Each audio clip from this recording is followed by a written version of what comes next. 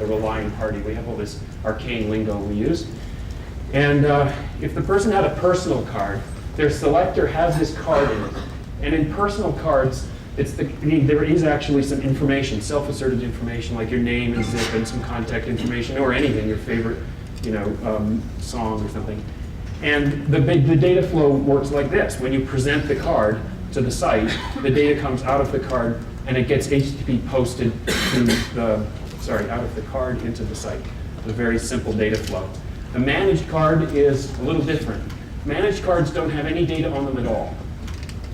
Managed card is a pointer to an endpoint in a web service. So this P, this identity provider, is basically, that's when you think you have the card and you send the card to the lying site, none of that is true. And so we actually play a little fast and loose with the card metaphor. The end user thinks that the card has data on it. It doesn't. The card says what fields are on it or what kinds of data is on it, but it doesn't have any values. And so when you actually present a managed card, like here's my payment card to Amazon, like that, the data goes like this. The act of saying, here's my card, causes in real time, a request, actually a SOAP request, to request a new SAML token that's signed by the private key of the issuer. And it goes through your selector, and your selector posts it to the relying site, and they can check the digital signature. It's the usual PKI kind of. Some people look at cards and say, oh, it's PKI that might actually be used, with a friendly face on it or something like that. In terms of where is all this stuff, 2009 has been an unbelievably wonderful year and an unexpected breakthrough. We elected, most of us anyway, Obama, and he appointed the CIO, and the CIO said, I want to open government up. He's a younger guy, and by the way, the idea of, I want people to participate in polls and surveys and stuff like that. And I don't want to create new username password accounts at whitehouse.gov and stuff like that. And I heard about this OpenID stuff, and that sounds really cool. Why don't we use that? And by the way, I work at the White House, so get it done in 90 days. So he turned to the GSA and said, OpenID is cool. Look, you can sign in without a new username and password. And with this special kind of OpenID, you don't even have to present any identifying information to the White House. Like they won't even know you live in North Korea or something. It just says, I'm the same person as I was last time, and it's a non-correlatable handle. The GSA said, well, that's nice. We looked at OpenID, and it's good for zero-value transactions. It's got so many security characteristics that we could use it for at whitehouse.gov for participating in polls. But in terms of, I don't know if you're familiar with the NIST levels of assurance, but in terms of the risk and liability in a transaction, OpenID is good. The government's done a complete review and evaluation of OpenID and concluded it's perfect for what Vivek Kundra, the new CIO, wanted to do, which was like polls and bookmarking and things like that have no value. And if you want to do things at higher values, the GSA and the government has been looking at information cards. And so what happened this year was the government said, Vivek is half right, and OpenID can be used at one level, and information cards can be used at level 1, 2, 3, there's 4 levels, and maybe even 4 someday. So that was tremendously exciting for all of us in the information card, because now, ecosystem, now all of a sudden we had a major customer who said, I want to use this. Not only that, the first pilot site, which is still not up yet, is a National Institute of Health site. And so this is the beginning of something that will be quite transformative.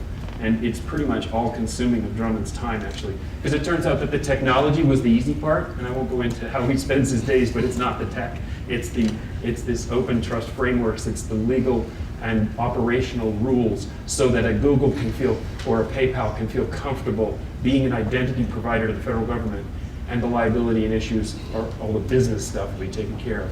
So so if you're just wondering where is traction starting to happen, of all surprises, I never would have thought the federal government would be a source of innovation. They're the big customer. So, in a sense, these selectors and cards and things is the beginning of an identity layer. The cards I've talked about are now standardized at the OASIS SSL, and they're called the IMI, Identity Metasystem Interoperability. So they have these characteristics. Remember I said there's personal and managed, but they're all kind of, I call them front channel cards. You know, you hand it to the site like that. They're read-only, they're unidirectional, they're one-shot. In parallel, we've been working on a new kind of card, and this will come back at the end as to why I'm saying this. Relationship cards, we introduce another actor, that A there. This is a web service in the cloud. This is what I think is Doc's fourth party. This is a web service that works on your behalf. You, not in the sense that when Facebook tells you you own the data, it's your data. I don't mean that sense. I mean, it's really your data. You can have it, store it, delete it, do whatever you like. They're just an agent who works on your behalf, so hence the A.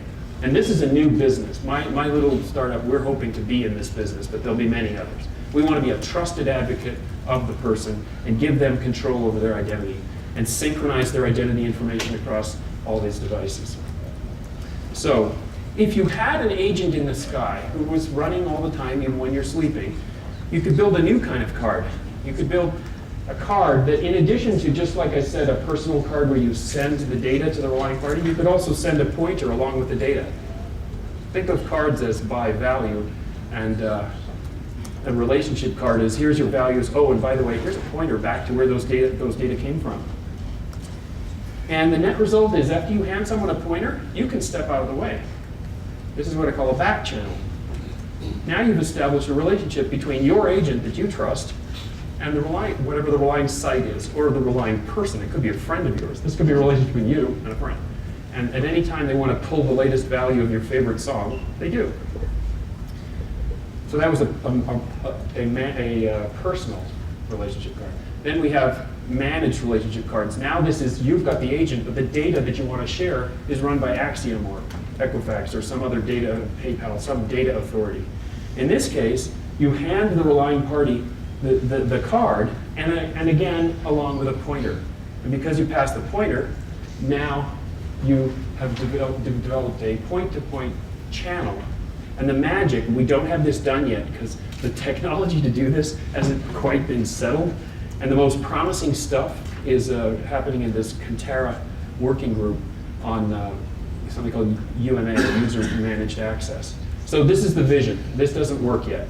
But the vision is that you could even manage and you could even control data flows that aren't going through your machine at all. They're between parties. So relationship are more automatic, more continuous. You've got the ability to read and write and bidirectional, and so on. So that's the state of the art of information cards. And I went over the edge. I went into things that aren't done yet. And now I'm going to pull back a little bit. Let's talk about action cards. So you've heard a lot about that already today. So basically, I think of it this way. You add K for Kynetx, as a new actor, and maybe we could argue it's put in the wrong place. Somebody this morning said K is a fourth party, so it goes up above, and someone else, I don't know that it's in the right place in the picture, but I thought it was a shot. So we have the selector. The selector inserts a JavaScript call, and that makes the fetch of the JavaScript down from the Kynetx server. And the beautiful thing is that the relying party doesn't matter. I just deleted the R. It's like unmodified websites, right? They don't know they're being mashed up, and you've seen all that, like you've seen this morning on our machines. It cuts this chicken and egg problem. And we're really enthusiastic about this because you've got people issuing cards and then relying on cards, and you've got to have selectors. That's a lot of moving parts to get the world done. And thank God we have the federal government and other big forces in motion. But for small companies and for getting things done, it's beautiful to be able to say, you can make a card that has value without even the relying party knowing there's cards or caring or knowing anything at all. You've seen pictures of this. Kristen wanted me to say there's a copy of Azigo Lite on those thumb drives along with a whole bunch of example cards. So we built so the beautiful thing is, with action cards, you're in control of the context, right? You're taking the actions and you're running them on, I don't know how to draw the pictures, but somehow the idea here is that you've got existing websites and you're doing these overlay mashup things right on their site. And the selector can be an endpoint, not the only endpoint, but it's convenient that a selector has all the properties. It's plugged into the browser. It's a piece of client code. It's trusted by the user. Why not have it be also an endpoint. So last summer, when Phil and I was